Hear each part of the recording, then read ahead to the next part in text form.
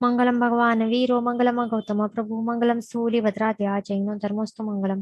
હવે આ વેદનીય કર્મ એના વિશે આપણે જોઈ રહ્યા હતા. એની અંદર એક ક્વેશ્ચન બાકી રહી ગયેલું હતું કે અવ્યા બાદ સુખનો અનુભવ શું સાધુ અને સાધ્વીજીને પણ નહીં કર્યું હોય એવો ક્વેશ્ચન હતો. તો હવે એક આપણને ખાસ ધ્યાન રાખવું જરૂરી છે કે જે અવ્યા બાદ સુખ છે, હા, તો આવ્યા બાદ સુખ છે તો આ ગુણ છે, આત્મિક ગુણ. તો એની અનુભૂતિ કોને થઈ શકે? માત્ર ને માત્ર સિદ્ધ ભગવંતોને જ થઈ શકે છે. બરાબર, એમને થઈ શકે છે. અને એમના સિવાય બીજા કોઈ પણ જે પણ શરીરી જીવો હોય તો તેઓ આ આવ્યા બાદ સુખ એનું અનુભૂતિ કરી નહીં શકે, કારણ કે વેદનીય કર્મો છે એમનું આવરણ હજી એમને રહેલું હોય છે ને. બરાબર, બધા જ જીવોને, જે પણ જીવો હોય તો એમને અઘાતી એવું વેદનીય કર્મોનું આવરણ તે નિર્વાણ સમય સુધી રહેલું હોય. તો પછી અને નિર્વાણ થાય એટલે કે નિર્વાણ આ શબ્દ એટલે શું કે પછી કાળ ધર્મ પામીને સીધો મોક્ષ ગતિ એટલે કે મોક્ષની અવસ્થા પ્રાપ્ત કરી એટલે કે સ્વ સ્વરૂપની પ્રાપ્તિ કરી એટલે કે સિદ્ધ અવસ્થા પ્રાપ્તિ થાય. એ નિર્વાણ બાદ જ થાય ને.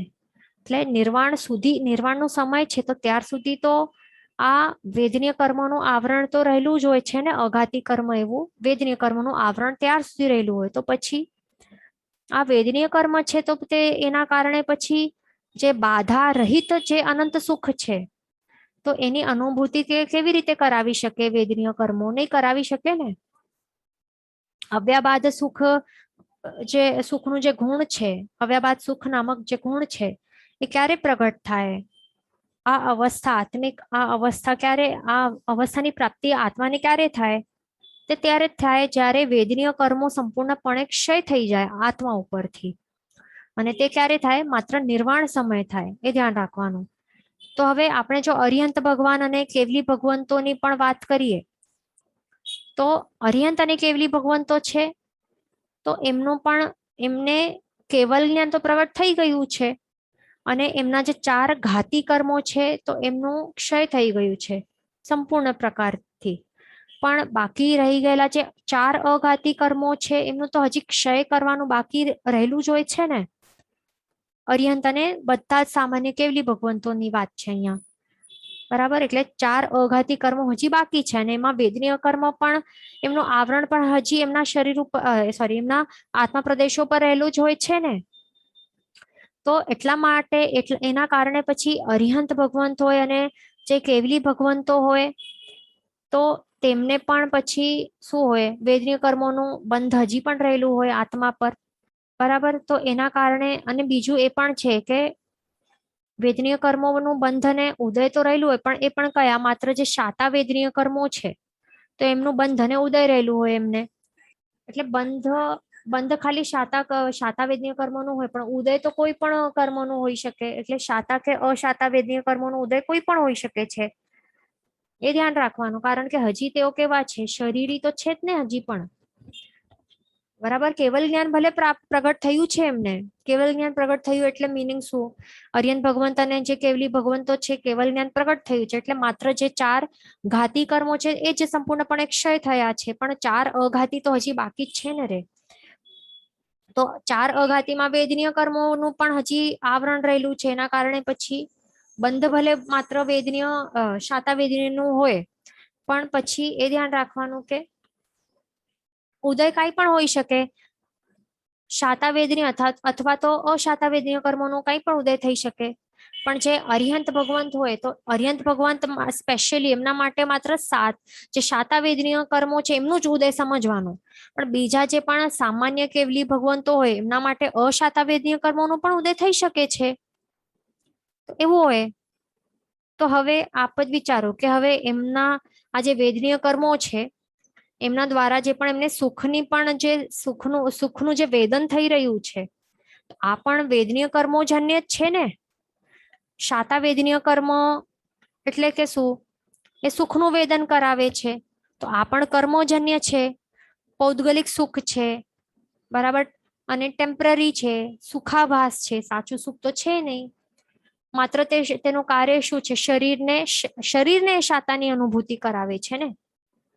આવું છે આ શાતાવેદનીય કર્મ પણ આત્મિક સુખ જે છે એટલે કે સાચું સુખ છે, અનંત સુખ છે, તો એની 100% અનુભૂતિ આ અર્યંત ભગવંતોને પણ નહીં હોય અને આ સામાન્ય કેવલી ભગવંતોને પણ નહીં હોય ને. વેદનીય કર્મો તો હજી લાગેલા છે ને, શરીરી છે હજી પણ. એટલા માટે ધ્યાન રાખવાનું. બરાબર.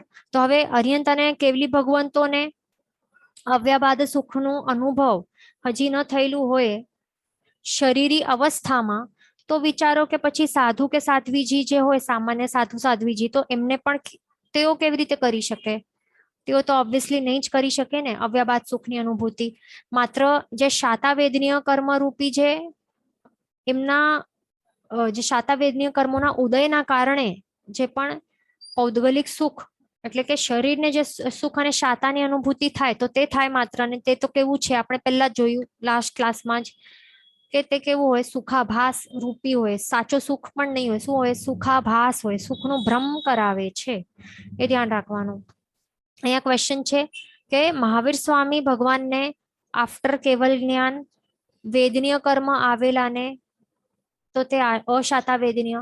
તો જે ગૌશાળા દ્વારા જે પણ ઉપદ્રવ કરેલું હતું તેજો લેશિયા દ્વારા, અને એમને અરિહંત ભગવંત હતા. એટલે મહાવીર સ્વામી કોણ હતા? કેવલ જ્ઞાન પછી તો તેઓ અરિહંત અને તીર્થંકર ભગવંત હતા. હમણાં જ આપણે શું કહ્યું કે અરિહંત ભગવંતોને માત્ર શું હોય? એક જ કયો ઉદય હોય?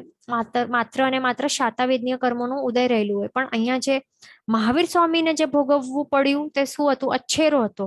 શું હતો? અચ્છેરો હતો. એ ધ્યાન રાખવાનું. એટલે માત્ર એક આ મહાવીર સ્વામી ભગવાનને જ આ થયું. બીજા જે અરિયંત ભગવંતો છે એમના માટે નહીં હોય, પણ એમના મહાવીર સ્વામી માટે જે થયું એ અચ્છેરો કહેવાય છે. એ ધ્યાન રાખવાનું. એટલે આપણે આ જોઈ લીધું. હવે આપણે આગળ ચાલશું. તો હવે આ જે વેદનીય કર્મો છે એમના એક આપણે ગાથા પહેલા ગ્રહણ કરી લઈએ, ગાથા નંબર 13, પછી આપણે આગળ ચાલશું. તો આપણે ગાથા નંબર 13 આપણે ગ્રહણ કરશું. બધાને પાકી કરવાની છે. અત્યાર સુધી 13 થઈ છે, તો થશે હવે 13. તો બધાની આ ગાથાઓ પાકી થઈ જવી કમ્પલસરી છે, અને શબ્દાર્થ પણ કમ્પલસરી છે. એક્ઝામમાં આવશે, ધ્યાન રાખવાનું.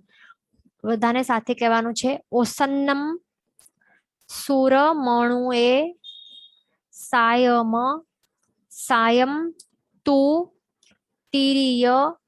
કઈક બુકમાં ય પણ હશે ને કઈક બુકમાં અ પણ છે. બંને રાઈટ છે. તિરિય અથવા તો તિરી અ. નિરએસુ મજ્જમ વ મોહણીયમ દુવિહમ દંસણ ચરણ મોહા. પાછું. ઓસન્નમ સુરમણુએ સાયમ સાયમ તુ તિર્ય નિરએસુ મજ્જમ વ મોહણીયમ દુવિહમ દંસણ ચરણ મોહા. એનો શબ્દાર્થ આપણે જોઈએ. ઓસન્નમ એટલે કે પ્રાહ્ય. પ્રાહ્ય એટલે શું? કે ઘણું કરીને, એટલે કે મોસ્ટલી આપણે કહીને કે મોસ્ટલી આવું થાય, એટલે નોટ ઓલવેઝ, વધારે કરીને આવું થતું હોય છે, તેને પ્રાહ્ય કહેવાય. એટલે કે ઓસન્નમ. સૂર મણુએ, સૂર એટલે કે દેવ, મણુએ એટલે કે મનુષ્યોમાં. પછી સાયમ એટલે કે શાતા, શાતાની અનુભૂતિ થાય તે શાતા. પછી અસાયમ એટલે કે અશાતા. તું એટલે કે અને. તિર્ય નિરયેસુ, તિર્ય એટલે કે તિર્યંચો અને નિરયેસુ એટલે કે નારકોમાં. મજ્જમ એટલે કે દારૂ કે મદિરા. વ એટલે કે જેવું. મોહણીયમ એટલે કે મોહનીય કર્મો. પછી દુવિહમ એટલે કે બે પ્રકારે. દંસણ ચરણ મોહા એટલે દંસણ એટલે કે દર્શન મોહનીય, અને ચરણ એટલે કે ચારિત્ર મોહનીય. બરાબર. તો એની અપેક્ષાએ નું ગાથાર્થ આપણે જોઈ લઈએ. પ્રાહ્ય કરીને એટલે કે ઘણે ભાગે, મોસ્ટલી. મોસ્ટલી શું હોય છે? કે દેવ અને મનુષ્યોમાં શાતા અને નારકીઓ અને તિર્યંચોમાં અશાતા હોય છે. બરાબર. મોસ્ટલી કરીને શું હોય? દેવ અને મનુષ્યમાં શાતા હોય છે વધારે, અને નારકી અને તિર્યંચોમાં અશાતા હોય છે. એની અનુભૂતિ વધારે હોય છે. અને બીજું દર્શન મોહનીય અને ચારિત્ર મોહનીય. એ બંનેની અપેક્ષાએ બે પ્રકારે મદિરા જેવું મોહનીય કર્મ છે. એટલે મોહનીય કર્મ બે પ્રકારે છે, દર્શન મોહનીય અને બીજું છે ચારિત્ર મોહનીય. આ બે પ્રકાર એના છે. અને મોહનીય કર્મ કોના, એને ઉપમા કેવી આપેલી છે? મદિરા જેવી. આ કેવું હોય? મોહનીય મદિરા જેવું હોય છે, એ ધ્યાન રાખવાનું. બરાબર, તો એના વિશે આપણે આ ગાથા વિશે આપણે સમજણ લઈ લઈશું. તો હવે એમાં શું છે? તો આ શાતા જે વેદનીય કર્મ છે બે પ્રકારે છે. તો પહેલું છે શાતા વેદનીય કર્મ અને બીજું શું છે? અશાતા વેદનીય કર્મ. એ ધ્યાન રાખવાનું. તો શાતા એટલે શું? શાતા એટલે કે કમ્ફર્ટ કે કન્વીનિયન્સ કહેવાય ને, કમ્ફર્ટ કે કન્વીનિયન્સ, જેના દ્વારા પછી સુખની અનુભૂતિ થાય એને શાતા કહેવાય. અને અશાતા એટલે એનું ઓપોઝિટ, કે અનકમ્ફર્ટેબલ ફીલ થાય, ઇનકન્વીનિયન્ટ લાગે, બરાબર, અને દુઃખની અનુભૂતિ થાય, એટલે એવું હોય છે. શાતા અને અશાતા એનું આ મિનિંગ છે. એટલે શાતા એટલે એમ કહી શકાય કે અનુકૂળતા, અને અશાતા એટલે કે પ્રતિકૂળતા, એવું પણ કહી શકાય. અને વેદનીય, વેદનીય શબ્દ એટલે શું? કે અનુભૂતિ કે ફિલિંગ. એટલે શાતાનું અનુભૂતિ કરાવે એવું આ કર્મ. અને અશાતા વેદનીય એટલે શું? જે આવા પ્રોબ્લેમેટિક એવું ટાઈપ્સનું હોય, બરાબર, અનકમ્ફર્ટેબલ ટાઈપનું હોય, તો એ એવું પ્રતિકૂળતાની ફિલિંગ કે અનુભૂતિ કરાવે એવું આ કર્મ છે. બરાબર, તો હવે શાતા વેદનીય કેવું છે? જ્યાં શાતા વેદનીય કર્મનો ઉદય રહેલું હોય તો ત્યારે શું એ કરાવે? એનું કાર્ય શું છે શાતા વેદનીય કર્મોનું? એના કારણે પછી એ જીવને અનુકૂળ સામગ્રીઓ પ્રાપ્ત થાય, જે ફેવરેબલ હોય, જે ઈષ્ટ હોય, જે એને ગમતી હોય, ગમતા એવા સિચ્યુએશન્સ નું સર્જન કરાવે. એના કારણે પછી શરીર હોય તે પણ નિરોગી શરીર પ્રાપ્ત થાય.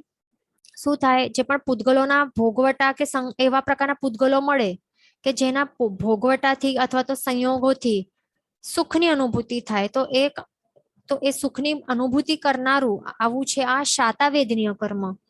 એ ધ્યાન રાખવાનું, એનું આવું કાર્ય છે. બરાબર, એટલે જે શાતાનું વેદન કરાવે એનું નામ છે શાતા વેદનીય કર્મ. બરાબર, તો શાતા વેદનીય કર્મ જન્ય જે સુખ છે એ સુખાભાસ રૂપી છે માત્ર, કારણ કે તે પૌદ્ગલિક સુખ છે, ટેમ્પરરી છે. અને ઘણું ઘણું દુઃખ હોય તો એમાં થોડુંક આપણને રિલીફ મળી જાય, તો એને આપણને એને એટલે એવું એક ભ્રમ અપાવે છે કે સુખાભાસ કરાવે છે માત્ર. એ સાચું કઈ સુખ છે નહીં, એ આપણે લાસ્ટ ક્લાસમાં જોયું હતું, એ ધ્યાન રાખવાનું. બીજું છે અશાતા વેદનીય કર્મ. એ શું છે?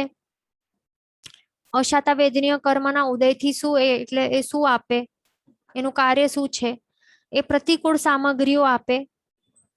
બરાબર, સામગ્રીઓમાં શું આવે? શરીર પણ આવી જાય, અથવા તો પરિવારને પણ સામગ્રી રૂપે, અથવા તો જે જ્યાં જન્મ થાય એવું સરાઉન્ડિંગ્સ પણ, કે આવું ક્ષેત્ર, તો એ બધું સામગ્રીઓમાં આવી જાય. બધી જ વસ્તુઓ, કુળ, જાતિ, ધર્મ, એ બધું સામગ્રીઓમાં આવી જાય. બરાબર, તો આ અશાતા વેદનીય કર્મ શું અપાવે? પ્રતિકૂળ પ્રતિકૂળ સામગ્રીઓ અપાવે, પ્રતિકૂળતા અપાવે, પ્રતિકૂળ સિચ્યુએશન્સ અપાવે, રોગી શરીર અપાવે. તો જેના કારણે જે જીવ હોય છે એને પછી દુઃખની અનુભૂતિ થાય છે, અનકમ્ફર્ટેબલ, ઇનકન્વીનિયન્સ, આવું બધું દુઃખની અનુભૂતિ થાય છે, પીડાની અનુભૂતિ થાય છે. બરાબર, એટલે કે અશાતાનું વેદન કરાવે તો તેનું નામ છે અશાતા વેદનીય કર્મ. એ ધ્યાન રાખવાનું. અને આપણે જે ગાથા નંબર 13 જોઈ, તો એના વિશે આપણે, એટલે આ બંને કર્મોનું સ્વરૂપ આપણે સમજી લીધું. હવે ગાથા નંબર 13 ના પ્રમાણે આપણે સમજીએ કે શું એમાં કહેલું હતું કે પ્રાહ્ય કરીને મોસ્ટલી શું હોય છે? જે દેવો છે અને મનુષ્ય છે, તો એમને શાતા વેદનીય કર્મોનો ઉદય રહેલું હોય છે. બરાબર, વધારે પ્રમાણમાં મોસ્ટલી એમને એ જ હોય છે, શાતા વેદનીય કર્મોનો ઉદય. પણ જે નરક, નારકી છે અને તિર્યંચો છે, એમને પ્રાહ્ય કરીને શું કહ્યું છે? કે અશાતા વેદનીય કર્મોનું ઉદય રહેલું હોય છે. એ હતું ગાથામાં. બરાબર, બીજું એટલે એ આ ગાથામાં શું કહે છે શાસ્ત્રકાર ભગવંતો?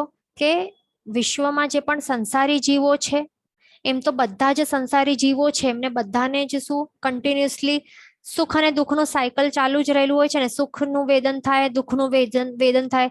આ જે પૌદ્ગલિક સુખ થાય છે પણ કેવું છે? ક્ષણિક છે, ટેમ્પરરી છે, સુખાભાસ છે. એ બધું આપણે જોયું હતું. સાચું સુખ છે જ નહીં, માત્ર દુઃખના પ્રમાણમાં થોડું ઘટાડો થાય તો આપણે હાશકારો જે થાય, રિલીફ થાય કે હાશ, તો તેને આપણે સુખ માની રહ્યા છીએ, બસ એટલું જ છે. એટલે આ કઈ સાચો સુખ તો છે જ નહીં. તો એવું છે. અને પછી તરત જ દુઃખનું સાયકલ ચાલુ થઈ જાય. એટલે સુખ દુઃખ આવું ચાલુ હોય, એવું હોય છે આ વેદનીય કર્મ. એ ધ્યાન રાખવાનું. એટલે જે શાતા વેદનીય કર્મ, જે શાતા પણ અપાવે, તો એ પણ કઈ સારું નથી. It is not desirable. જો આપણને ડિઝાયર કરવાનું છે, ઈચ્છનીય વસ્તુ માત્ર એ આત્મિક, જે સાચો આત્મિક સુખ છે, જે આત્માના ગુણોના ભોગવટાથી જે પ્રાપ્ત થાય છે, તે સાચો આત્મિક સુખ, તો એ જ માત્ર ડિઝાયરેબલ છે, એની એ જ ઈચ્છનીય છે. પણ આ જે શાતા વેદનીય કર્મ જન્ય જે શાતા છે, તો એ પણ ડિઝાયરેબલ નથી, એ ઈચ્છનીય નથી. કારણ કે આ પણ કર્મજન્ય છે અને આપણને કર્મ રહિત બનવાનું છે, એ ધ્યાનમાં રાખવાનું છે.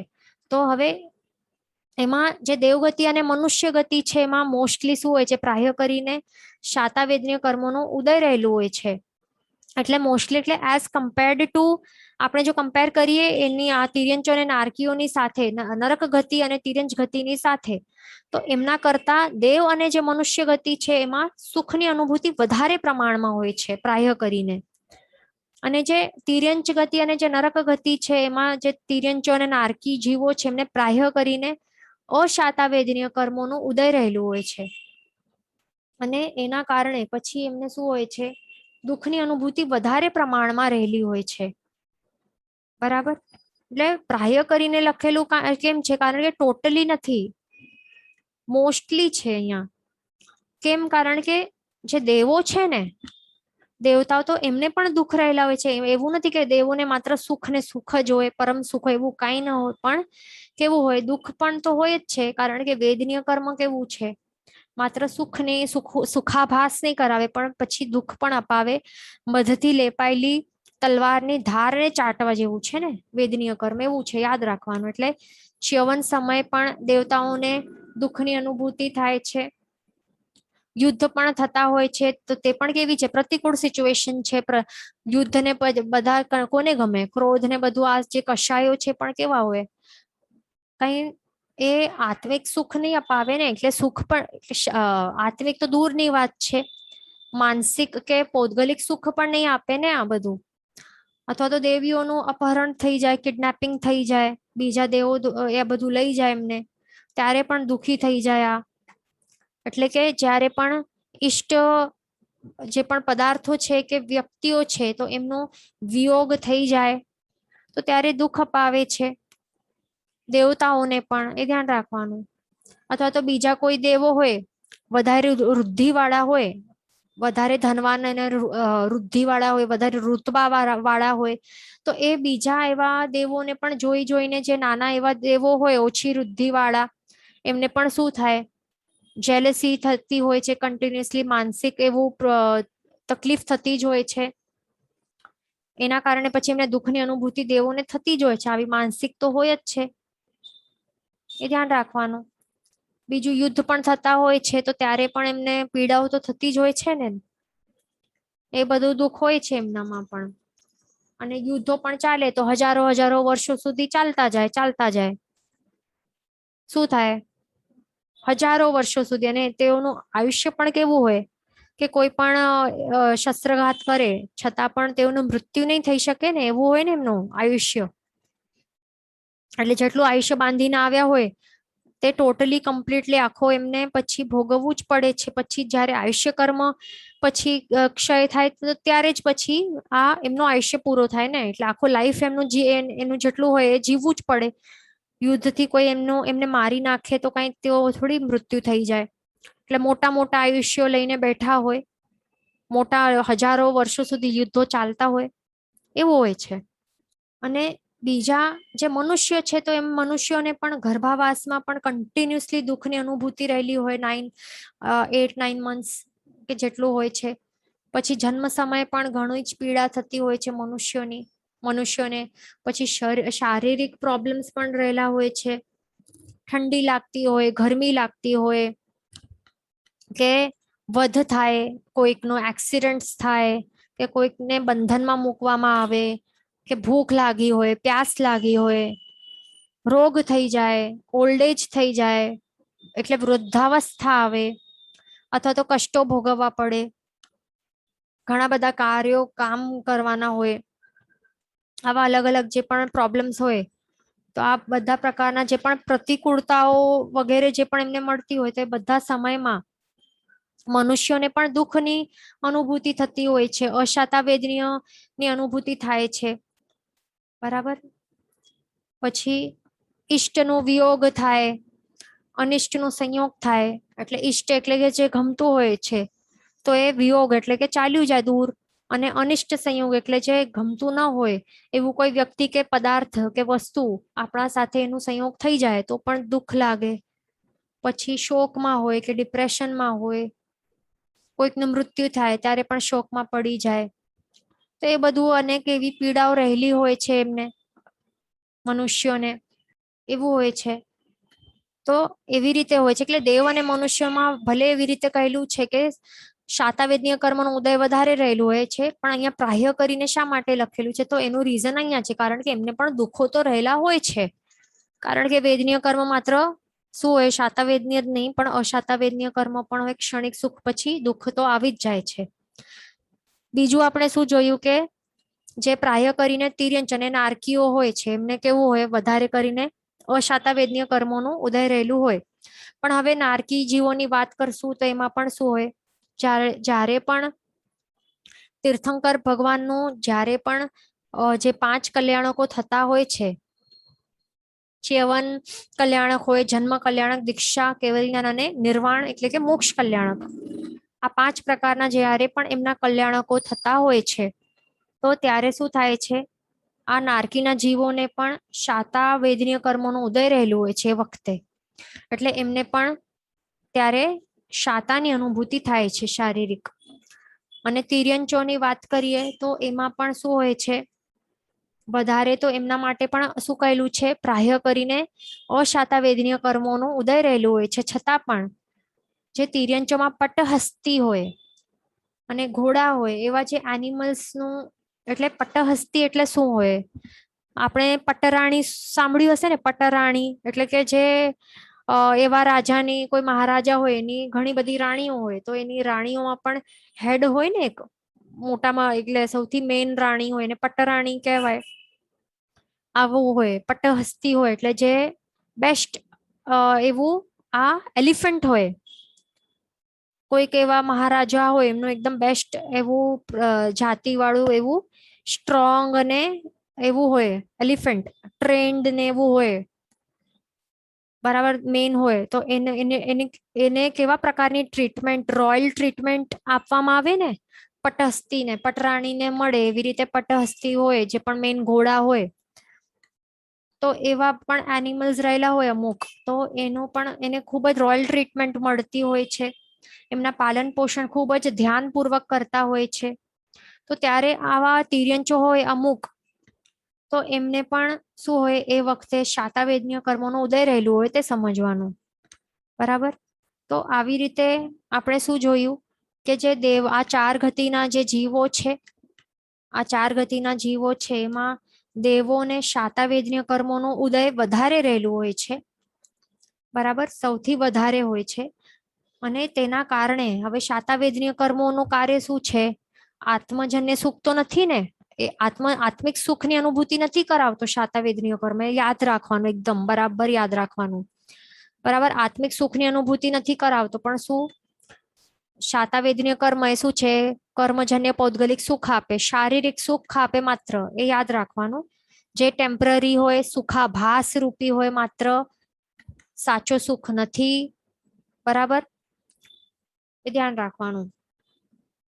માત્ર કમ્ફર્ટ ને આવી સામગ્રીઓ આપે, બસ કમ્ફર્ટ ને લક્ઝરિયસ સામગ્રીઓ આપે, આવી પ્રતિકૂળ અવસ્થાઓ અપાવે, બસ એ જ છે. આત્મિક સુખ નથી આપતું, માત્ર એ શું છે, પૂતગલજન્ય સુખ આપે છે, એ યાદ રાખવાનું. બરાબર, એટલે આ દેવોને સૌથી વધારે શાતાવેદનીય કર્મોનું ઉદય વધારે રહેલું હોય આ 4 ગતિઓમાંથી, અને એના કારણે એમને શારીરિક સુખ ઘણું જ વધારે હોય છે. પછી તેમના કરતા જે મનુષ્યો છે, તો મનુષ્યોને શાતાવેદનીય કર્મોનો ઉદય ઓછું હોય છે એમનાથી.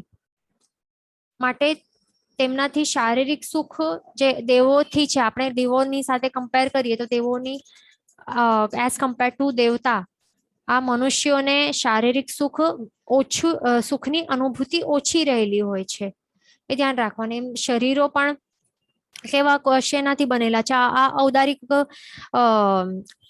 ઔદારિક વર્ગણાના પૂતગલ સ્કંધોથી બનેલા છે ને મનુષ્યોના. 7 ધાતુ સહિત છે, અશુચિ સહિત છે, એ બધું છે ને, રોગો સહિત છે. પણ આ દેવતાઓનું શરીર કેવું છે? વૈક્રિય શરીરો છે, ધાતુઓ પણ નથી એમાં, એવું બધું છે. એટલે શારીરિક સુખ કોને હોય વધારે? પૌદ્ગલિક સુખ કોને હોય? દેવતાઓનો હોય વધારે, સૌથી વધારે હોય. એના કરતા ઓછું હોય મનુષ્ય ગતિ વાળાને.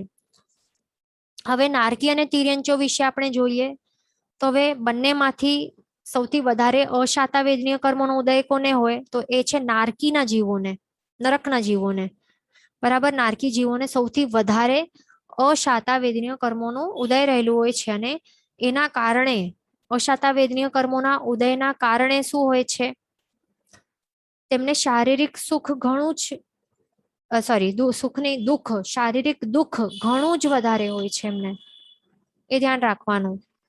અને હવે નારકીની સાથે કમ્પેર કરીએ તિર્યંચ ગતિ વાળાને, તો નારકીથી ઓછો હોય શારીરિક દુઃખ જે છે, તો એ તિર્યંચો છે એમને ઓછું હોય. કારણ કે અશાતા વેદનીઓનો ઉદય તે ઓછો રહેલું હોય નારકીના જીવો કરતા.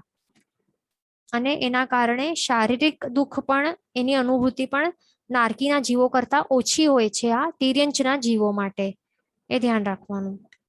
બરાબર. અહીંયા ક્વેશ્ચન છે કે પેટ એનિમલ્સ નો એક્ઝામ્પલ્સ ચાલે. તો આપણે જે જોયું ને કે પ્રાય કરીને શું જોયું કે તિર્યંચ ગતિ વાળા જે જીવો હોય છે એમને પ્રાય કરીને શું હોય? અશાતા વેદનીય કર્મોનું ઉદય વધારે રહેલું હોય છે મોસ્ટલી. પણ જો હવે પેટ એનિમલ્સ હોય, કોઈક એમને બહુ પોતાના ફેમિલી મેમ્બર્સની જેમ જ રાખતા હોય છે ઘરમાં, તો એમના માટે એવી રીતે સમજી શકાય છે કે કંઈક એમના સાથે એવું હોઈ શકે છે કે એ અટેચમેન્ટ ને રાગ ને વધારે કરે છે. બરાબર. અને એના કારણે પછી આવી રીતે સારી ટ્રીટમેન્ટ આપે છે. એના કારણે એમના માટે શું હોય? શાતા વેદનીય કર્મોનો ઉદય રહેલું હોઈ શકે છે, જે પેટ એનિમલ્સ છે એમના માટે સમજી શકાય છે. બરાબર. કારણ કે એસીમાં સુએ, કારમાં ટ્રાવેલિંગ કરે, પંપાડે, બધું એને પેમ્પરિંગ કરે. બરાબર. તો એમના માટે એ શું છે? કમ્ફર્ટની સિચ્યુએશન, અનુકૂળતા વધારે છે ને. ખાવાનું પણ મળી જાય, ભટકવું નહીં પડે ને, એવું બધું હોય છે, એ ધ્યાન રાખવાનું. પછી હવે આગળ આપણે જોઈએ, આપણું વેદનીય કર્મનું અહીંયા થઈ ગયું. તો હવે વેદનીય કર્મ રિલેટેડ કઈ ક્વેશ્ચન આપણે પહેલા જોઈ લઈએ. અહીંયા ક્વેશ્ચન છે કે આઈ વિશ ટુ ગેટ નરક ગતિ, સો એટલીસ્ટ આપણા કર્મો તો ખપાવે. Is it correct thinking or not? But seriously I think it is, so we can go near to moksha. તો આ થિંકિંગ રોંગ છે, એ ધ્યાન રાખવાનું. આપણને ક્યારે પણ we should only desire for મોક્ષ સુખ જે છે, મોક્ષની અવસ્થા છે, સિદ્ધ અવસ્થા, તો એનું જ ડિઝાયર કરવું જોઈએ. નરક ગતિનું ડિઝાયર આપણું એકદમ રોંગ છે. બરાબર, એકદમ ખોટું છે. આપણને ભગવાન ક્યારે પણ એવું નથી કહેતા કે એની ઈચ્છા રાખો. પ્રભુએ કહ્યું છે આવું એક વખત, પણ પ્રભુ એવી રીતે કહ્યું નથી. જે આ ચાર ગતિઓ છે, આપણને આ 4 ગતિઓ દેખાય છે, એ 4 ગતિ રૂપી સંસાર છે, એમાંથી એક પણ ગતિ ડિઝાયરેબલ નથી, ઈચ્છનીય નહીં હોવી જોઈએ આપણા માટે. તો એવું થિંકિંગ એકદમ રોંગ છે કે એમાં વધારે કર્મો ખપી શકે, એકદમ રોંગ છે. કારણ કે અહીંયા જેટલું પીડા પ્રાપ્ત થશે ને, તો એ આપણામાં હજી ક્ષાયિક સંકિત આવ્યું નથી. ક્ષાયિક સમ્યક્ત્વી જીવ હોય એ માત્ર સમતાપૂર્વક એ ભોગવી શકે વિધાઉટ બાઇન્ડિંગ ન્યૂ કર્મ. આપણે જો ત્યાં જઈએ વિધાઉટ ક્ષાયિક સમ્યક્ત્વ, તો આપણે આ બધું સમતા ભાવે સહન નહીં પણ કરી શકીએ. આપણામાં આટલું સત્વ નહીં પણ હોય, સહન શક્તિ, સહનશીલતા આટલી વિકસિત, એ સહનશીલતાનું ગુણ છે એ આટલું પ્રમાણમાં આપણે વિકસિત નહીં પણ કર્યું હોય, કે જેના કારણે પછી અહીંયા શું થાય? દુઃખની અનુભૂતિ, પીડાની અનુભૂતિ થાય, હાયવો એ કરીએ. સમતા ભાવ નહીં હોય તો પછી શું થાય? નવા કર્મોનું બંધ થાય એ ધ્યાન રાખવાનું. અને એક જ પછી સમય કેટલા 7 થી 8 કર્મોના બંધ કન્ટિન્યુઅસલી થતા જાય અને કર્મો ક્ષય કરતા વધારે તો બંધ થતા જાય અહીંયા. એટલે અહીંયા ધ્યાન રાખવાનું. બરાબર. એટલે એ બિલકુલ પણ ઈચ્છનીય નથી. આપણે જ્યારે પણ કંઈ પણ આપણે દ્રવ્ય પૂજા પણ કરીએ તો એ ત્યારે ભાવ કેવા ભાવવાના હોય, 4 ગતિ રૂપી સંસારથી આપણે ક્યારે છૂટી જઈએ. એટલે એમ તો કહેવા જઈએ તો મનુષ્ય ગતિ પણ એ પણ ડિઝાયરેબલ નથી, પણ આપણે એને સાધન રૂપે માંગી રહ્યા છીએ ને, સો દેટ. અને મનુષ્ય ગતિ દ્વારા જ કર્મોનું નિર્જરા આપણે કરી શકશું. સકામ નિર્જરા, તપ, ત્યાગ, પચખાણ બધું કરી શકશું. અહીંયા આપણે શ્રાવક બની શકશું કે સાધુ પણ બની શકશું. કર્મ આ બધું કરી શકશું અને પછી ત્યાંથી મોક્ષની પ્રાપ્તિ થઈ શકશે ને. પણ નરકથી આ બધું નહીં કરી શકીએ, એ ધ્યાન રાખવાનું. ન તો તિર્યંશ ન તો દેવ, એ ધ્યાન રાખવાનું. એટલે ડિઝાયરેબલ શું છે? પંચમી ગતિ છે ને, એટલે કે સિદ્ધ ગતિ, તેની જ ઈચ્છા, એનું જ ફળ રૂપે એ જ માત્ર એક જ માંગવાનું કે આવતા ભાવમાં મને સિમંદર સ્વામી ભગવાનની પાસે ત્યાં જન્મ થાય, એમના હાથેથી દીક્ષા, ત્યાં જન્મ થાય, એમના હાથે દીક્ષા પ્રાપ્ત થાય, કેવલ જ્ઞાન પ્રગટ થાય ને મોક્ષની પ્રાપ્તિ હું આવતા જ ભવે કરી શકું. એવી જ એક જ એ જ માંગણી કરતા રહેવાનું. પછી એવા ભાવો કરતા રહેવાનું. તો પછી પોસિબિલિટી છે કે તે થઈ પણ શકે, એ ધ્યાન રાખવાનું. બરાબર. એટલે મોક્ષ ફળ એક જ એની જ માંગણી કરવાની. અહીંયા બીજું એક છે કે ક્વેશ્ચન છે કે but actually we should not do wrong on animals. તો આપણને સાચે તો શું હોય? અસહી પોષણ, એ આપણે સાંભળ્યું હશે ને. શું છે અતિચારમાં? શું આવે છે? જે અસતી પોષણ છે તો એમાં પણ અતિચાર લાગે છે. એટલે એટલે આપણને ક્યારે પણ જે પેટ એનિમલ્સ એ બધું એને રાખવા નહીં જોઈએ, એ ધ્યાન રાખવાનું. એનું અતિચાર લાગે અને આપણા એટલે એ નહીં કરવું જોઈએ. મતલબ એટલે કે કેટલા શું કરતા હોય છે કે પોતાને ગમતા હોય છે બહુ, કેટ્સ કે ડોગ્સ બહુ જ ગમતા હોય છે, કે પેરેટ્સ કે કોઈક એવા બર્ડ્સ હોય, કે કોઈકને ઉંદર ગમતા હોય, કોઈકને કોઈક અલગ અલગ ટર્ટલ્સ કે ટોટોઇસ ગમતા હોય, ફિશિસ ગમતા હોય, એક્વેરિયમ્સ રાખતા હોય, અલગ અલગ એવા બધા રાખતા હોય છે. તો એ બધું શું હોય? આપણે બંધન કરી રહ્યા છીએ ને, એમને બાંધીને આપણે ક્યાંક મૂક્યું છે. ડોગ્સને તો લીશ કરીને જ રાખવું પડે ને, ગળામાં આવી રીતે ચેન બાંધીને જ રાખવું પડે ને, લીશ કરીને રાખતા હોય છે. બર્ડ્સને કેજમાં, પિંજરામાં પૂરી રાખતા હોય છે. તો આપણે આ બધું કરશું તો આપણે પણ બીજા લોકો આપણને પણ પૂરીને રાખશે પછી આવતા ભવોમાં. એ આપણને ગમશે? આપણે બધાને તો ફ્રીડમ ગમતી હોય ને, આપણે બધાને તો બંધન નહીં ગમતા હોય. તો પછી બીજાને પણ બંધનમાં શા માટે મૂકવાનું? અને એ પણ આપણા માત્ર એન્જોયમેન્ટ માટે, કારણ કે આપણને બધું ગમતું હોય એટલે એ બધું નહીં કરવાનું. પણ જો આપણને એમના ઉપર દયાભાવ આવતું હોય તો જે પાંજરાપોળ વગેરે છે તો ત્યાં પછી દાન આપવાનું, હાથેથી જે દ્રવ્ય અનુકંપા છે તે કરવાનું. અને એનાથી પણ શ્રેષ્ઠ એવી જે ભાવ અનુકંપા છે, ભાવ દયા છે, એ ભાવી જરૂરી છે, જે તીર્થંકર ભગવંતે ભાવી છે. એટલે કે બધાને મોક્ષની પ્રાપ્તિ થાય જલ્દી જલ્દી, એવું એ કરવાનું, એ ધ્યાન રાખવાનું. બરાબર. બીજું અહીંયા ક્વેશ્ચન છે કે સિમંદર સ્વામી પાસે જઈએ તો હમણાં સમ્યક તો હોય તો એ ચાલ્યું જાય. એવું નથી કે આપણે એવું ફળની ઈચ્છા કરશું કે ભગવાન આપણને પ્રાપ્ત થાય તો આપણું સમ્યક્ત્વ ચાલ્યું જાય. ઇનફેક્ટ આપણા સમ્યક્ત્વ ગુણ એ ઇનફેક્ટ પ્રગટ થાય ને, એ શા માટે ચાલ્યું જાય? આપણે જે ઈચ્છનીય વસ્તુ છે, જેમ કે પ્રભુની પાસે જન્મ થાય, એમના પાસેથી કે એમના હાથે દીક્ષા પ્રાપ્ત થાય, તો એવું જે સારા ફળો માંગશું તો આપણું સમ્યક્ત્વ કેમ જશે? મિથ્યાત્વ કેમ આવશે? એ રોંગ છે, એ ધ્યાન રાખવાનું. ઇનફેક્ટ સમ્યક દર્શન ગુણ છે એ પ્રગટ થશે, એ ધ્યાન રાખવાનું. એના ઉપર જે આપણા સમ્યક દર્શન ગુણને જે મલિન કરે છે, જે મિથ્યા દૃષ્ટિ છે, જે ખોટી બિલીફ છે, ખોટી માન્યતાઓ કાઢવાની છે ને, એ ધ્યાન રાખવાનું. બરાબર. એટલે આવી જે માંગણી છે તે 100% કરવી જોઈએ, જરૂરી છે. એ નહીં માંગણી કરશું તો શું કરશું માંગણી? હમણાં તો જે 5 મહાવિદ્ય ક્ષેત્ર છે તો ત્યાં જ મોક્ષ ગમન ચાલુ છે ને. બીજા જે 10 ક્ષેત્રો છે તો 10 ક્ષેત્ર, 5 ભરત 5 ઐરવત, ત્યાં હવે 6ઠ્ઠો આરો આવવાનું છે, બેસવાનું છે. તો ત્યાં તો ઓબ્વિયસલી શું છે? મોક્ષ ગમન તો દૂરની વાત છે, ત્યાં ધર્મ પણ મળશે નહીં આપણને, સાધુ સાધ્વીજી કોઈ પણ નહીં, બધું જ ધર્મ વિચ્છેદ થવાનું છે. તો પછી માંગણી હમણાં શાની કરવાની આપણને? બરાબર ને? આપણને શું દેવું બનવાનું છે, દેવતામાં યા દેવી કે અપ્સરા, કે ત્યાં નર્તકી બનવાનું છે? શું બનવાનું છે આપણને? અથવા તો ઢોલ વગાડનાર અથવા તો વ્યંતર દેવ શું બનવાનું છે? આપણા હમણાં આ ભાવમાં આપણે આટલો પુણ્ય કરી નથી રહ્યા કે આપણને સારા એવા વૈમાનિક દેવલોકમાં પણ આપણને સ્થાન મળી જાય.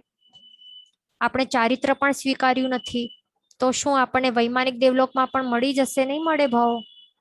મળશે તો પછી વ્યંતરના તુચ્છ ભાવો મળે, એ પણ એના માટે પણ પુણ્ય જોઈએ. વ્યંતર દેવ ગતિમાં એન્ટ્રી માટે પણ સામાન્ય વ્યંતર માટે પણ કેટલું પુણ્ય જોઈએ? એટલું પુણ્ય છે નહીં આપણું પાપ જ વધારે છે, તો વધારે કરીને તિર્યંચ કે નરક ગતિની પ્રાપ્તિ થઈ શકે. અને ઇનફેક્ટ આટલા સુધી મહાવીર સ્વામી ભગવાને કહ્યું છે કે હમણાંના જે સર્વવીરતીધર છે તે પણ કેટલા નરક ગામી થવાના છે. આવી આ હુંડા અવસરપેણી છે, તો આપણી તો ક્યાં વાત છે?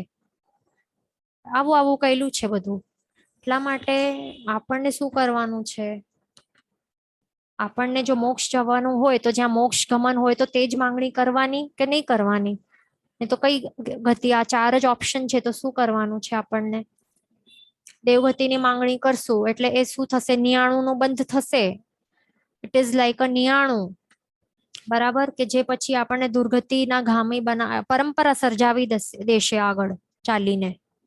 એ ધ્યાન રાખવાનું. અને દેવગતિમાં પણ શું છે? અવિરતિ હશે. અવિરતિનો ઉદય કેવો એ પણ નિકાચિત ઉદય રહેલું હશે.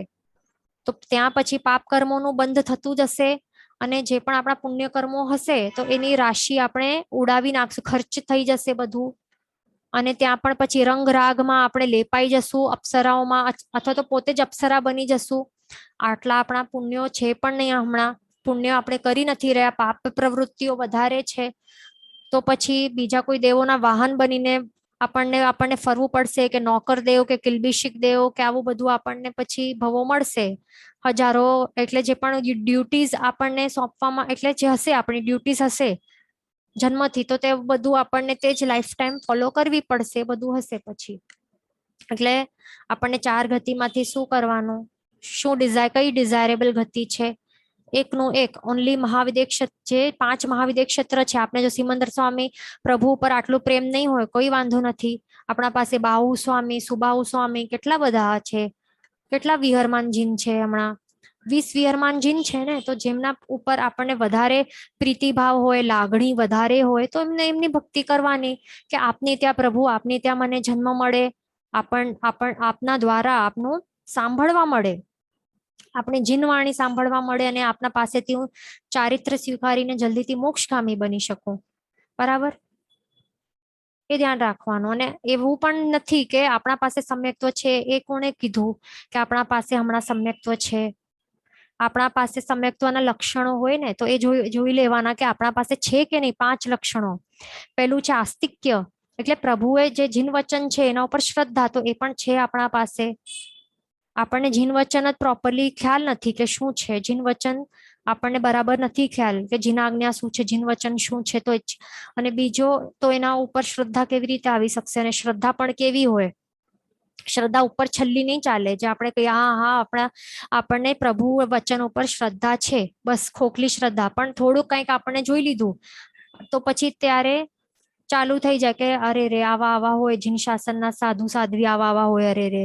પછી ફોરવર્ડ થાય, પછી મેસેજીસ ને વિડીયો ને બધું, અને પછી નિંદા કુથલીઓ થાય. તો એ બધું શું ઉપર છલ્લી શ્રદ્ધા કહેવાય? નકલી છે આ બધું, એ નહીં હોય.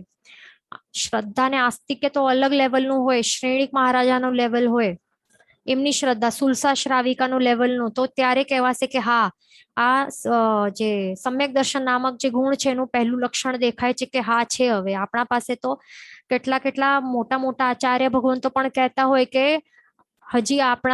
હજી મેં પોતે મિથ્યાત્વી હોઈશ કે નહીં એ પણ ખ્યાલ નથી. મિથ્યાત્વ નું આવરણ મારા પાસે પણ રહેલું હશે. એવા મોટા આચાર્ય ભગવંતો પણ કહેતા હોય. તો આપણે કોણ છે? આપણે તો કે આપણા પાસે સમ્યક તો આવી ગયું. સમ્યક દર્શન ગુણ છે ને, એને કહેવાય છે દુર્લભ રત્ન છે.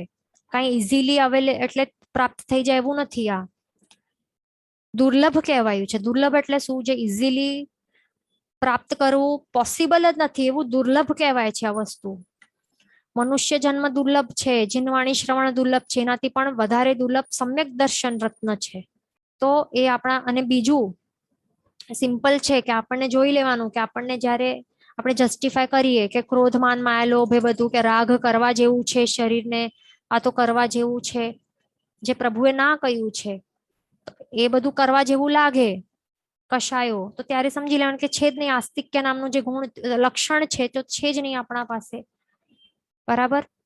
એટલે આપણને શું માંગવાનું?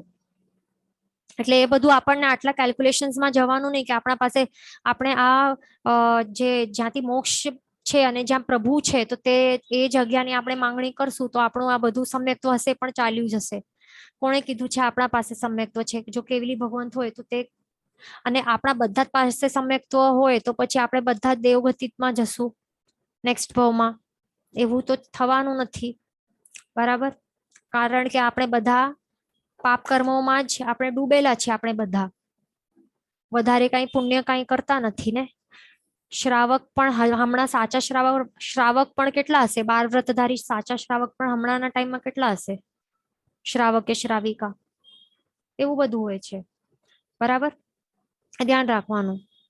બીજું, અને સમ્યક્ત્વ નહીં હોય, આપણે જો મિથ્યાત્વ દશામાં હોઈએ તો પછી આપણો જન્મ ત્યાં થાય એઝ આપણે એ જ ડિઝાયર કરીએ એટલે એ જ ઈચ્છા આપણે, એટલે ફળ આપણે માંગીએ કે સિમંદર સ્વામી પાસે આપણો જન્મ દીક્ષા કલ્યાણ મોક્ષ થાય નેક્સ્ટ ભાવમાં, તો પછી આપણું ત્યાં થઈ શકે છે. અને પછી ત્યાં પછી આપણને સમ્યક દર્શનનામાં ગુણ એ સિમંદર સ્વામીના પ્રભાવથી આપણને પ્રાપ્ત થઈ શકે છે ને ઓબ્વિયસલી. કારણ કે આપણે શું જોયું હતું, જૈનોલોજી 1ના આપણે ક્લાસ લીધા હતા, એમાં શું જોયું હતું કે એમના પ્રભુ જે હોય સમવસરણ હોય, એમના પાસે જે અષ્ટમહાપ્રાતિહાર્ય રૂપી જે આ મનોહર જે દર્શનીય જે આવું ઐશ્વર્ય હોય, એમના માત્ર દર્શનથી જ કેટલાના મિથ્યાત્વના આવરણો હટી જાય, સમ્યક દર્શન ગુણ ત્યાં જ પ્રગટ થઈ જાય. પ્રભુના માત્ર દર્શન માત્રથી, એમના પ્રાતિહાર્ય અષ્ટમહાપ્રાતિહાર્યના દર્શન માત્રથી આ બધું પ્રગટ થઈ શકે છે. એવું એવું પ્રભાવ હોય પ્રભુનો. આપણે પ્રભુનું મેન તો આપણે જાણી જ ઓળખી જ નથી શક્યા, એના જ માટે આપણને આ ડર લાગે છે કે ત્યાં આપણું ચાલ્યું જશે સમ્યક. તો કેમ ચાલ્યું જશે? ઇનફેક્ટ ત્યાં આપણું પ્રગટ થઈ જશે. પ્રભુનો આવો પ્રભાવ છે. આપણે પ્રભુને એકદમ નોર્મલ એવું એવી અવગણના કરી રહ્યા છીએ, ડિવેલ્યુએટ કરી રહ્યા છીએ. પ્રભુ કેવા છે? અલગ લેવલના છે, મહાપુરુષ છે. તો ત્યાં દર્શન માત્રથી કેટલા પછી તરી જાય છે. એટલે આવું બધું મિસકન્સેપ્શન્સ છે, ડર છે, બધા કાઢી મૂકવાના છે આપણને માઇન્ડમાંથી. ધ્યાન રાખવાનું. બરાબર? અને માત્ર એક મોક્ષ ફળ, અને જ્યાં આ બધી સામગ્રીઓ છે ને, આ શું છે? મહાવિદ્ય ક્ષેત્ર શું છે? એક સામગ્રી રૂપે છે. મનુષ્ય ગતિ સિમંદર સ્વામી ભગવાન પાસે ત્યાં, અને મહાવિદ્ય ક્ષેત્ર આ બધી સામગ્રીઓ રૂપી છે. તો આ સામગ્રીઓ છે તો એ મળશે તો ત્યાં તો જ પછી આપણે શું થશે? કર્મોની નિર્જરા થઈ શકશે, ભવ સુધરી શકશે ને. એ ધ્યાન રાખવાનું. જે પણ પછી દેવોની જે પણ ઈચ્છા કરતા હોય તો પછી ભટકી જાય. અહીંયા ક્વેશ્ચન છે કે અહીંથી પાછા મનુષ્ય જન્મ લેવું હોય તો સમ્યક્ત્વ ન હોય તો જ મળે ને મનુષ્ય જન્મ. તો જે આપણા પાસે જો સમ્યક દર્શન કેવું છે હમણાં, તો એ તો નિશ્ચિત છે કે આપણે શાયક સમ્યક્ત્વી નથી, એ તો નિશ્ચિત છે. તો આપણા પાસે બીજા પ્રકારના જે સમ્યક્ત્વ હોય, ક્ષપક્ષમ સમ્યક્ત્વ હોય, એ હોઈ શકે છે.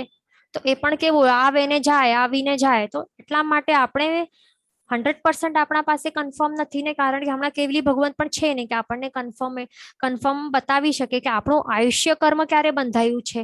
જ્યારે સમ્યક દર્શન ગુણ એ ઉદયમાં રહેલું હતું, પ્રગટેલું હતું, ત્યારે એ આયુષ્ય કર્મનું બંધ થયું છે, કે મિથ્યાત્વનું ઉદય હતું ત્યારે આપણું આયુષ્ય કર્મનું બંધ થયું છે. આપણે નિશ્ચિત રૂપે આપણે કોઈ હમણાં આપણને ખ્યાલ નથી આવવાનો. એટલા માટે એ ટેન્શનમાં આપણને જવાનું નથી. આપણે જે બેસ્ટ ફળ છે એની જ માંગણી કરવાની. અને સમ્યક દર્શન હમણાં સમજો કે નહીં હોય અને ત્યારે આયુષ્ય કર્મનું બંધ થાય તો મનુષ્ય જન્મ મળી શકે. બરાબર? કારણ કે આપણે માંગણી કરી છે, પણ સમજો માંગણી કરી નથી અને દેવભવની કંઈક બીજું કંઈક કરી દીધી, એટલે એનું મિનિંગ ડાયરેક્ટ શું થયું કે 99નું બંધ કરી દીધું. 99 એટલે કે શું?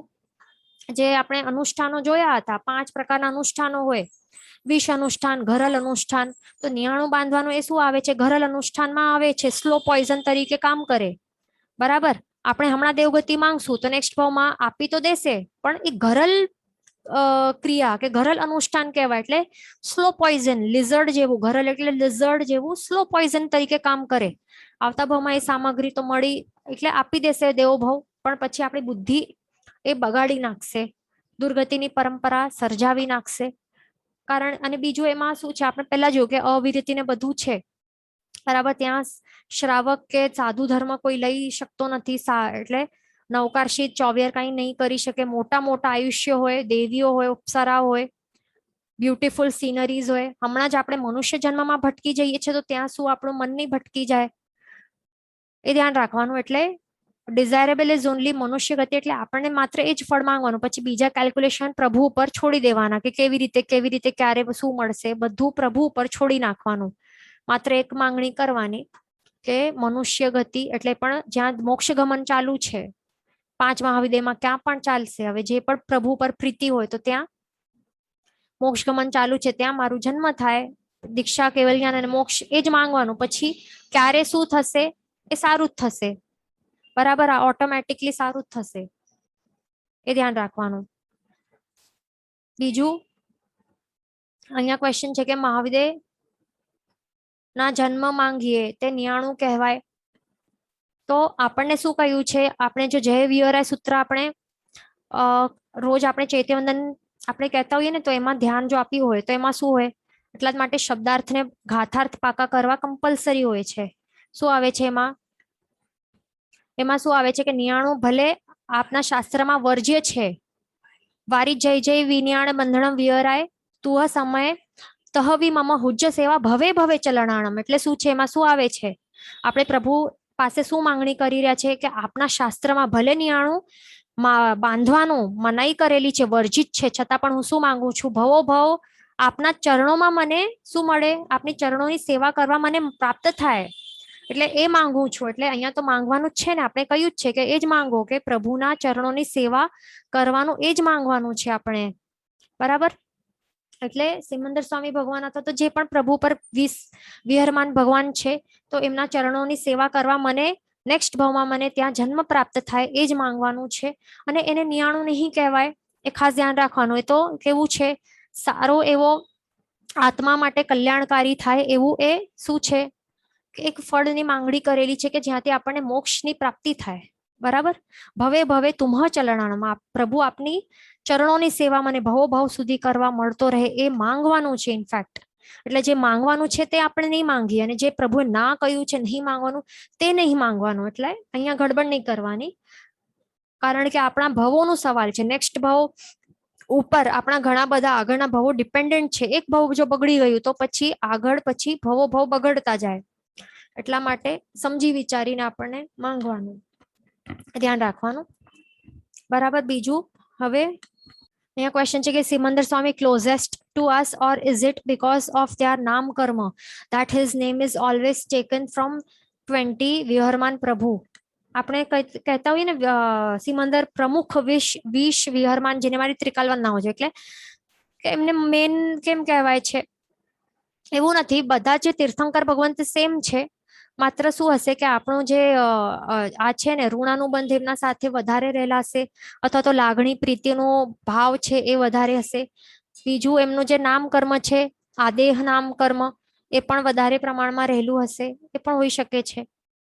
એવું નથી, આપણને જેના પણ ભગવાન ઉપર પ્રીતિ હોય તો એમની આપણે ભક્તિ કરવાની, બધા સેમ છે, એ ધ્યાન રાખવાનું, બરાબર. આપણા સાથે કઈ હશે વિશેષ ઋણાનુબંધ રહેલા હશે, આપણામાંથી એવું પણ હોઈ શકે કે ઘણા જીવ ત્યાં પછી અહીંયાથી ચવીને ત્યાં પણ જન્મ લઈ શકે છે, બરાબર. એવું કેવલ જ્ઞાની ભગવંતોએ જોયું હશે, એટલા માટે વધારે એમનો પછી આવા પ્રકારનું એમનું વધારે ગુણગાન કરતા હોય છે. ઘણા આચાર્ય ભગવંતો એમના ઉપર કેટલા સ્તવનો અને ભક્તિ ગીતો ને બધું એમનું રચના કરી છે, એટલા માટે આપણને પણ એ જ ફોલો કરવાનું, એ જ યોગ્ય છે, ધ્યાન રાખવાનું. હવે આપણે આ વેદનીય કર્મ વિશે આપણે બધું લગભગ તો બધું જોઈ લીધું, સમજી લીધું. હવે 4th કર્મ આવે છે તે છે મોહનીય કર્મ. તો આ શું છે મોહનીય કર્મ, તે આગળ જે ટોટલ 8 કર્મો આપણે જોયા તો એમાં 4th નંબર પર આવે છે, 4th કર્મ તરીકે લિસ્ટમાં આવે છે. તો આ મોહનીય કર્મ તે શું છે, ઘાતી કર્મ છે. અને એ કેવું છે, એક સર્પ જેવો કહી શકાય છે, કાળા નાગ જેવું આ છે, એકદમ ભયંકર કહેવાય છે, અને કર્મોનું રાજા છે એવું કહેવાય છે મોહનીય કર્મ માટે. બરાબર, તો એ આપણે હવે બરાબર સમજવા પ્રયત્ન કરશું. હવે આ શું છે, આ આત્માનો જે સ્વાભાવિક ગુણો છે એનો ઘાત કરે છે, એટલા માટે એને ઘાતી કર્મ કહેવાય છે, ધ્યાન રાખવાનું. વળી મોહનીય કર્મોને એમને કઈ ઉપમા આપેલી છે? મદિરા જેવી. મદિરાની ઉપમા પણ આપેલી છે. એટલે જે અહીંયા ફોટોમાં દેખાય છે, જે પણ મદિરાનું સેવન કરે તો આ વ્યક્તિને કઈ વિવેક છે, અહીંયા ડસ્ટબિન પડેલું છે, અહીંયા આખા શહેરનું જે પણ કે બિલ્ડિંગ્સનું જે પણ કચરો હોય, જે અશુદ્ધિઓ હોય તો ત્યાં એમાં નાખતા હોય છે. તો એ પણ એને કેવું લાગે છે? સારું લાગે છે, સારી જગ્યા લાગે છે, ત્યાં જ એ ઊભો છે, એને ત્યાં જ મજા આવે છે. ત્યાં પછી દુર્ગંધ છે, એને દુર્ગંધ પણ સુગંધ લાગવા લાગે છે. આવી ખરાબ જગ્યા છે, ખરાબ વસ્તુ છે, અશુદ્ધિ વાળી, એ પણ એને સારી અને કેવું સારું લાગે છે કે ક્યાં સરસ જગ્યા એ ઉભેલો છે. એટલે મદિરાનું સેવન જે પણ કરે, મદિરાના સેવન કરવાથી વ્યક્તિ એ પોતાની વિવેક શક્તિનું એ ગુમાવી બેસે છે. એટલે સાચું ખોટું એને પછી એ વિચારો નથી આવતા. જે ખોટો હોય તે સારો લાગે, સારો તે ખોટો લાગે, એટલે ઊંધો સીધો લાગે. એટલે મોહનીય કર્મનું મેઇન કામ શું છે? મૂંઝાવવાનું. એ મૂંઝવણ કરાય છે. આ મદિરા કેવી રીતે આવું બધું ભાન ભૂલાવી નાખે. એટલે મદિરાનું સેવન કરે એને પછી બોલવાની ભાન પણ નહીં હોય ને, કાંઈ પણ બોલે, આડો અવળું કાંઈ પણ બોલે, કેવા અપશબ્દોનો પણ ઉપયોગ કરે. પછી કાયા દ્વારા પણ શું કરવા જેવું છે અને કરવા જેવું નથી તે પણ એના પણ વિચારો એ કરતો નથી, કાંઈ પણ કરતો હોય છે. પછી હિત કે અહિત પણ તે જાણતો નથી. ભાન ભૂલીને ગટરમાં પણ પડી જાય તો પણ તે જગ્યાએ એને સારી લાગે છે, એને વાસ પણ વાસ નહીં લાગે. પછી સંબંધીઓ હોય તો સંબંધીઓ પ્રત્યે જે વિવેક હોય તો વિવેક પણ ખોવાઈ જાય છે મદિરાના સેવનથી. એટલે અહીંયા મેઇનલી મદિરાના સેવનથી શું થાય છે આ વ્યક્તિને, કે જે પણ જે શક્તિ છે, જે એની જે દૃષ્ટિ છે તો તે જ ઉલટી બની જાય છે ને.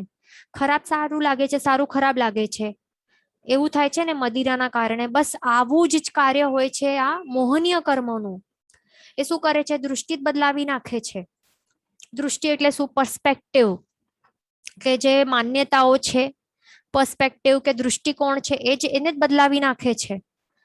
જે જેવું છે, જે વસ્તુઓ જેવી છે તો તેને એ માનવા જ નહીં આપે, એ સ્વરૂપે એ સ્વીકારવા જ નહીં આપે. પણ શું કરે છે? ખોટી દૃષ્ટિ વાળા બનાવી નાખે છે જીવોને. એટલે કે મિથ્યા દૃષ્ટિ બનાવે છે, ફોલ્સ બિલીફ વાળા બનાવે છે. બરાબર, એટલે ખોટું વસ્તુઓ હોય એને પછી સાચો માનવા લાગે.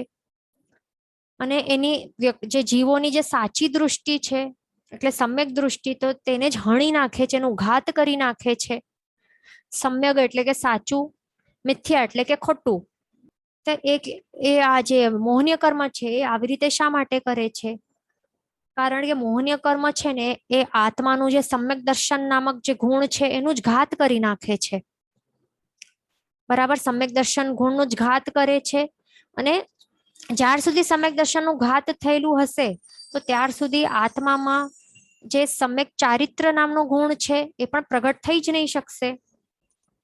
આવું છે. એટલે મોહનીય કર્મ શું કરે છે? અહીંયા બે આત્માના જે બે મુખ્ય ગુણો છે, આત્મિક ગુણો છે, સમ્યક દર્શન ગુણ અને સમ્યક ચારિત્ર ગુણ, આ બંને ગુણોનો એક ઘાત કરી નાખે છે. એવું છે આ મોહનીય કર્મ. બરાબર, તો એના કારણે હા, પછી એ પેલા સમજી લે. એટલે મોહનીય શબ્દ શું છે? મોહનીય કર્મ એટલે મોહનીય એટલે કે જે મોહ પમાડે કે મૂંઝાવે આત્માને, એટલે આત્માને એ મૂઢ બનાવે છે, એવું કાર્ય છે મોહનીય કર્મોનું. મદિરા જેવું છે આ. અને એ મેઇનલી કયા ગુણનો ઘાત કરે છે? આપણે તો બે ગુણ જોયા, પણ મેઇન કયા ગુણને કહેવાય છે? વિતરાગતા નામક જે ગુણ છે એનો એ ઘાત કરી એને ઢાંકે છે. બરાબર, અને એના કારણે જે પણ મોહનીય કર્મના આવરણથી જેમના પણ આત્મા પ્રદેશો ઢંકાયેલા છે તો તે જીવો, તે વિતરાગી એવા જે અરિહંત ભગવાન છે, જે કેવા 18 દોષોથી રહિત છે, એવા વિતરાગી એવા અરિહંત ભગવંતોને અરિહંત ભગવંતો પણ તેમને કુદેવ લાગે છે. એમની જે જીનવાણી છે તો એ પ્રભુની જીનવાણી પણ એમને સત્ય નથી લાગતી. કેવી લાગે છે? એના ઉપર એ પછી વિશ્વાસ જ નહીં આવે, લાગે કે આ શું છે આ બધું. એના પર શ્રદ્ધા આવવા જ નહીં આપે, એનું આચરણ કરવાનું મન પણ નહીં થાય, સાંભળવાનું પણ મન નહીં થાય, લાગે કે આ શું છે બધું, શું છે, શું કહે છે આ બધું. કેટલાક શું કહેતા હોય છે કે જીનવાણી છે આ બધું શું છે, આઉટડેટેડ છે, અને અને લાગે કે સુપરસ્ટિશિયસ છે, કાંઈ પણ એ બધું શું છે, આદમ બાબાના જમાનાનું બધું છે, હમણાં શું ફોલો કરાય. જે પણ ફોલો કરતા હોય એમને શું કહે, કટ્ટર છે, આ તો કટ્ટર જૈન છે, આવું બધું કહેતા હોય. તો આવું હોય છે આ મોહનીય કર્મનું કાર્ય. બરાબર.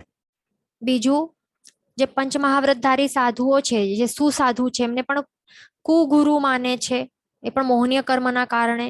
અને ધર્મ હોય છે, ધર્મ પણ અધર્મ માને છે એ જીવ. અને શું કરાવે છે, કુદેવ કુગુરુ કુધર્મ છે કે અધર્મ છે એને સારું માનવા લાગે છે. એટલે આવી રીતે આખી દૃષ્ટિ છે એ બદલાવી નાખે. અહીંયા ક્વેશ્ચન છે કે આપણાથી નિયરેસ્ટ તીર્થંકર ભગવંત કોણ છે મહાવિદ્ય ક્ષેત્રમાં? યુગમંદર સ્વામી છે અને બાહુ સ્વામી છે. અને સિમંદર સ્વામી થોડાક વિજય એમની થોડીક દૂર છે. જેનું વચન વિરુદ્ધ બોલાયું હોય તો મિચ્છામિ દુક્કડમ સર્વમંગલ માંગલ્યમ સર્વ કલ્યાણ કારણમ પ્રધાનમ સર્વધર્માણમ જૈનમ જયતિ શાસનમ પ્રણામ.